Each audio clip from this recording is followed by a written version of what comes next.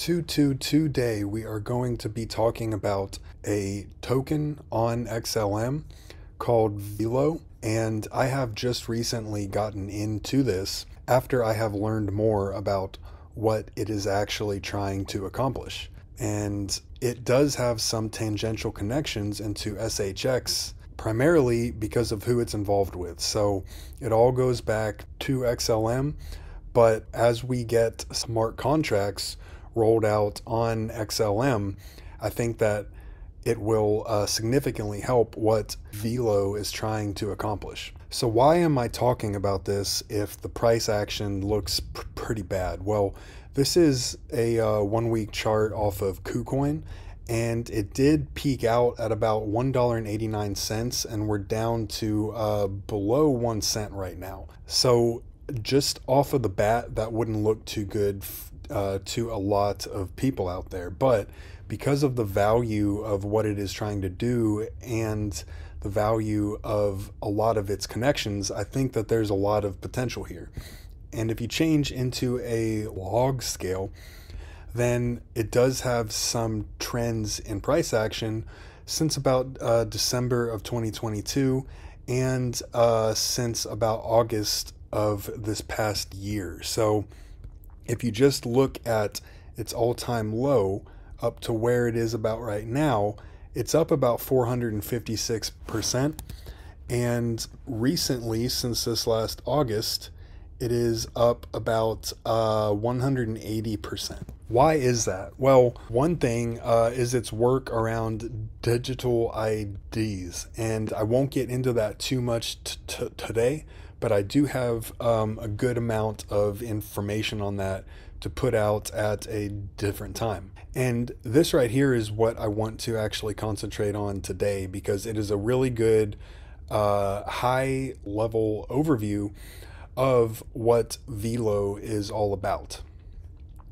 So it is a financial services protocol enabling digital credit issuance and borderless asset transfer for financial institutions. So it is concentrating on the same kind of thing that SHX is. The protocol uses the, can't say that word, I'm going to call it XLM, as the core network and protocol for its asset issuance capabilities, accounting, settlement, and global payments interoperability. It is a software company founded by, can't pronounce that name, I apologize, who is a Thai businessman and entrepreneur who acquired Fortune magazine in 2019. So the guy probably knows what a good business is. The P Group, who he is the executive chairman of, owns dozens of businesses across a lot of industries in a lot of countries, but particularly in China and Japan. And in my video yesterday, we talked about the connections to XRP and therefore SHX that link back to Japan. So it is the sole operator of 7-Elevens in Thailand. Oh, that's interesting. And is a partial owner of Walmart Asia.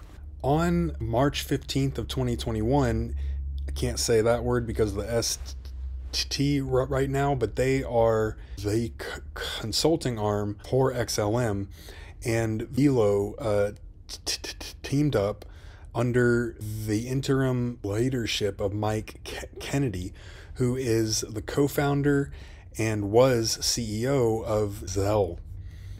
And that article is here. So that was in 2021.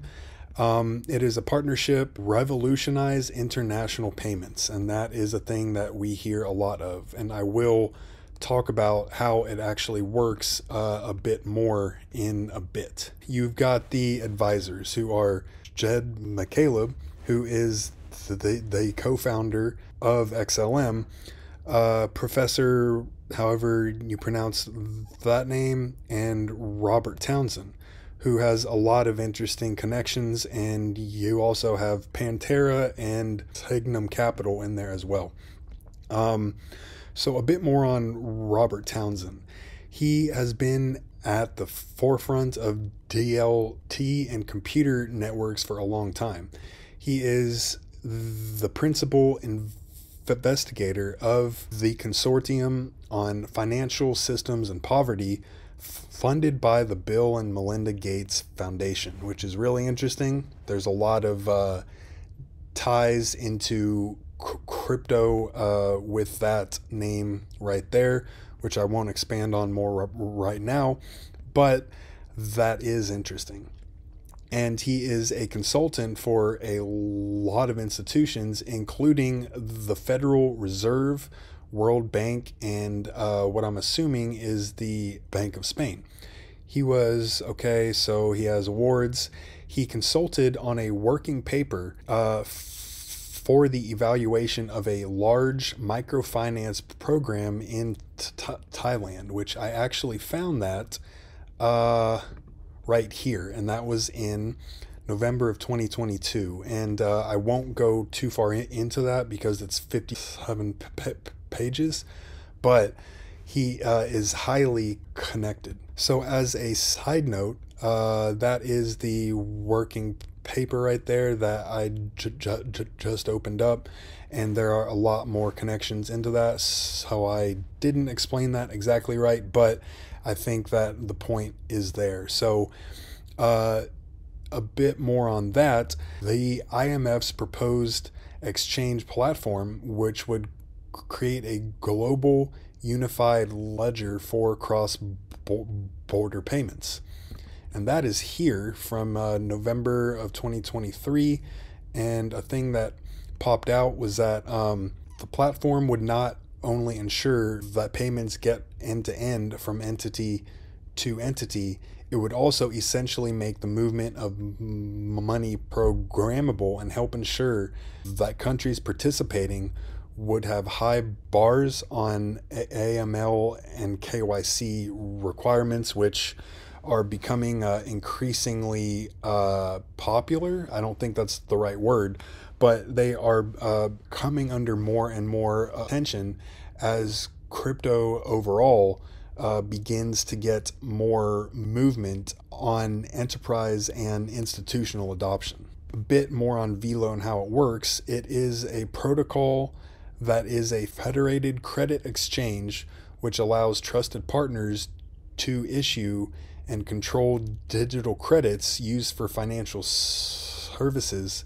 through a series of smart contracts, and the value of these credits is maintained by traditional fiat currencies. The smart contracts are deployed on EveryNet, which is an enterprise blockchain system built to support financial services. The digital fiat credits are collateralized one-to-one by the Velo token, and Velo tokens, as well as all digital credits, are issued and settled with XLM.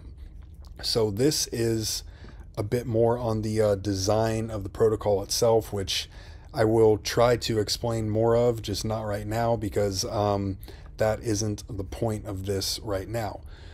So a federated network is one where there is one or many core conceits that are agreed to by all network participants in a collective way in order to facilitate communication. It is explained as a distributed network with regulated entry points, and that makes sense because of the tie by fiat currencies.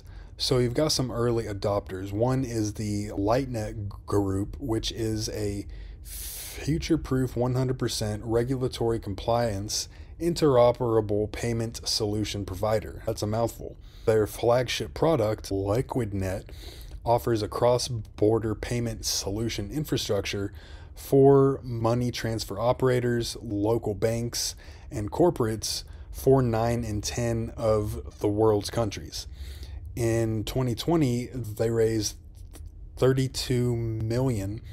That was primarily from 8 Asian conglomerates that include a lot of very large investors, including this one right here, which goes back to a name that is involved in Velo itself. Using the Velo protocol, a blockchain financial protocol developed by Velo, Lightnet will provide remittance services across Southeast Asia for millions of unbanked migrant workers. It also has another comment, is that Velo will also serve as a bridge asset, not only for enabling cross-chain liquidity and on-chain to off-chain liquidity and settlement in a seamless and frictionless fashion. So here you have from Mina Bank, Lightnet signed an MOU with Hiba Bank, which is a FINMA licensed Swiss bank, to provide a seamless, secure, and accessible bridge between digital and traditional assets to, well, I can't say STs right now, the Lightnet Group's remittance settlement capability. They are also now called Mina Bank, and in 2022 were awarded the digital assets offering or service at the whatever that awards was, and it was also recognized for its product offering SEBAX and won the Best ETP of the Year award at the Swiss ETF Awards in 2022. So that is obviously a very connected and prominent bank. I think I've seen that name somewhere else with either XLM or XRP, probably XLM, I just can't remember off of the top of my head. So in short, I think that Velo has a lot of potential, and it has had price action over the last 6 months or so that has trended up.